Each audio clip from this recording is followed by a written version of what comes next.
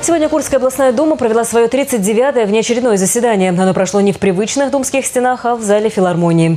На повестке дня один вопрос о вступлении в должность губернатора Курской области.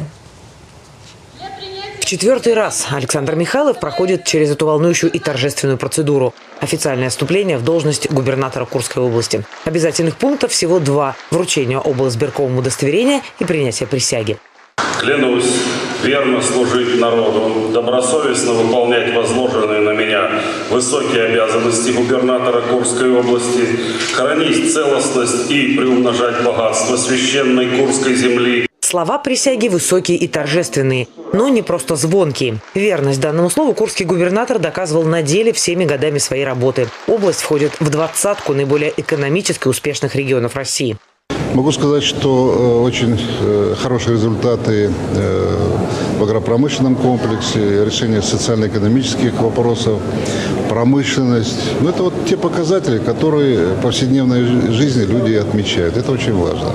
Вот такая динамика есть. И мы знаем, что сегодня Курская область один из такой очень интенсивно развивающихся регионов не только в Центральном округе, но и в стране в целом. Такие результаты становятся возможными, когда есть поддержка на всех уровнях. Куряне свою поддержку губернатору подтвердили почти 70% голосов «за».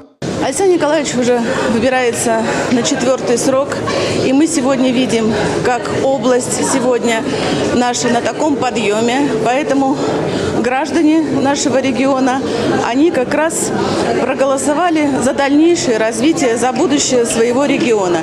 Я думаю, что это как раз должно нас всех сплотить, потому что много сделано, но предстоит еще очень много сделать. Сделать предстоит многое, но Александр Михайлов вместил это все в одну фразу. Планомерно наращивать темп развития, делая жизнь курян лучше. Придумывать что-то новое, космическое я не стал бы.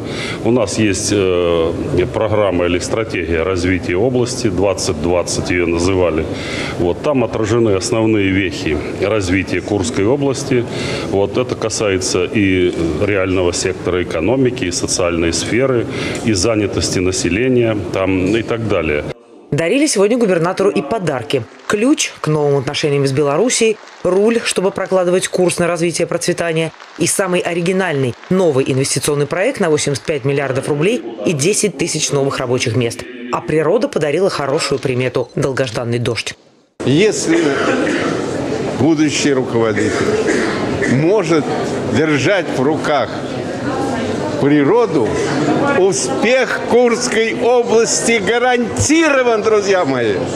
А сразу после вступления в должность губернатор отправился в коренную пустынь встречать чудотворную икону Знамения. Так что у курян есть поддержка на самом высоком уровне. Алла Ермолина, Юрий Творогов, Вести Курск.